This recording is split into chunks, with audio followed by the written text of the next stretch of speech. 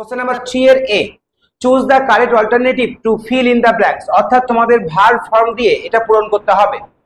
তো যখনই তোমরা ভার্ব ফর্ম দিয়ে পূরণ করার চেষ্টা করবে তখনই তোমরা দেখে নেবে যে এই প্রশ্ন যে এই সেন্টেন্সগুলি দেওয়া আছে এগুলি প্রেজেন্ট টেন্স নাকি পাস্ট টেন্স নাকি ফিউচার টেন্স। দেখো, William Wordsworth dash in the English romantic movement with the publication of the lyrical ballad in 1798, তাহলে 1798 সাল নিশ্চয় প্রেজেন্ট টেন্স নয় পাস্ট টেন্স।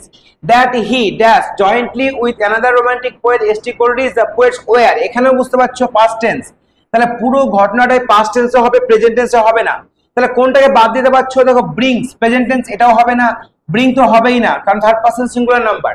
তাহলে আমাদের বসাতে হবে ব্রট। বোঝা গেল?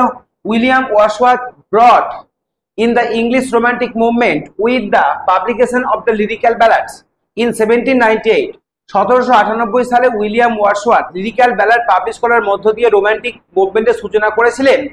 তাহলে তিনি লিখেছিলেন jointly with another romantic poet S T. Coleridge. দেখো, এটা লিখেছিলেন, তারপরেই কিন্তু রোমান্টিক মুভমেন্ট এসেছিল।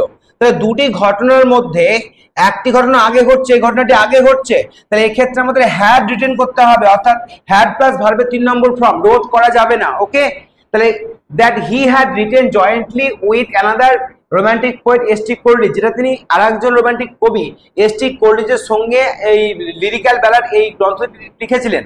The poets were with the language of poetry, তারা কনসার্ন ছিল, এটা পার্টিসিপল যোগ করতে হবে, concern.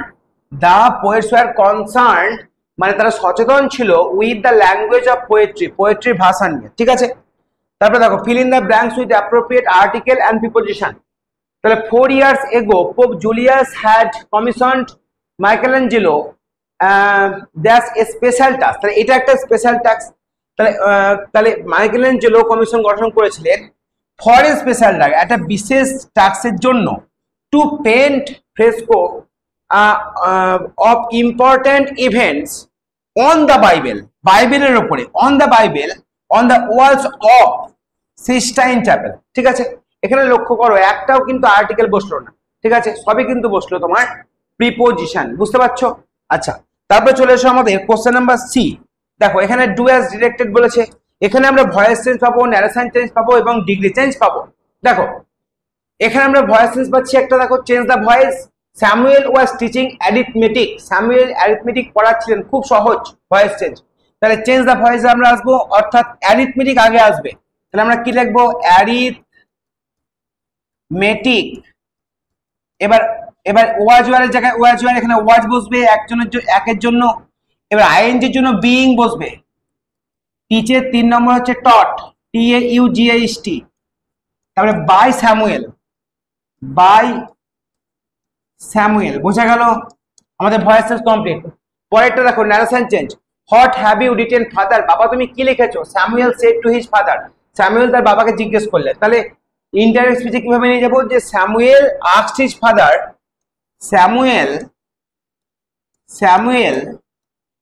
Asked his father. Ask কেন করলাম? কারণ এটা প্রশ্নবোধক সেন্টেন্স, অর্থাৎ interrogative sentence.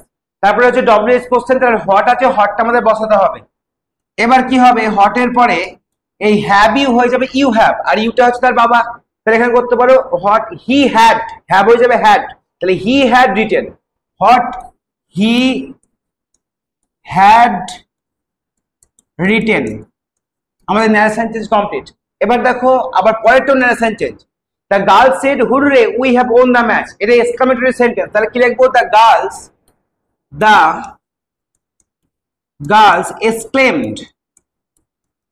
exclaimed in joy, in joy মানে আনন্দের সঙ্গে তারা বলল, দ্যাট যে উই হ্যাভ, তারা হয়ে যাবে দে হ্যাড, উই হচ্ছে দে আর হ্যাভ হয়ে যাবে had, they had won the match, তারা ম্যাচ জিতেছিল, won the match.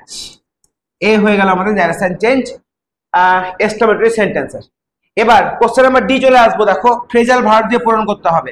He has been greatly surprise, সে দারুণভাবে অবাক হয়েছিল। এই অবাক হয়ে যাবে ইংরেজি হচ্ছে টেক অ্যাবাক। টেক অ্যাবাক মানে কি হওয়া? অবাক। টেকেন অ্যাবাক হবে এখানে, অবাক হওয়া, সারপ্রাইজড। এটা V3 আছে, তাহলে টেক তার 3 নম্বর ফর্ম কি? টেক, টুক, টেকেন, তাহলে টেকেন অ্যাবাক হবে। আমাদের এই বক্সে লিখতে হবে টেকেন অ্যাবাক। টেকেন অ্যাবাক মানে অবাক হয়ে যাওয়া, এটা 3 নম্বর ফর্মে আছে, তাই আমাদের 3 নম্বর ফর্ম বসাতে হলো টেক অ্যাবাকে। তারপর 2 নম্বর দেখো, he should compensate for the loss, তার ক্ষতিপূরণ করা উচিত, মেকআপ করা। এখানে ভি অনেই আছে, তাহলে মেকআপ বসাবো। মেকআপ মানে কি করা? ক্ষতিপূরণ করা। মেক আপ মানে ক্ষতিপূরণ করা, ক্ষতিপূরণ করা। আর টেকেন অ্যাবাক মানে অবাক হওয়া, ঠিক আছে। তারপরে দেখো, হি হ্যাজ এন্ডেড রিলেশন, সম্পর্ক শেষ করেছে, উইথ মি, আমার সঙ্গে।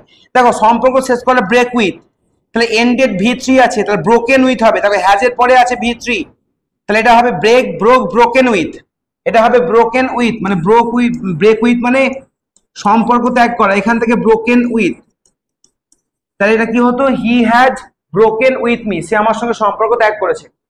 তাহলে এই হয়ে গেল আমাদের মডেল সেট নাম্বার 9 এর গ্রামারের যে সলিউশন সেইটা। এর পরের ভিডিওতে আমি রাইটিং সেকশন নিয়ে আলোচনা করব। ভিডিওটি কেমন লাগলো অবশ্যই জানাবে, এবং যারা শেষ পর্যন্ত, অসংখ্য ধন্যবাদ।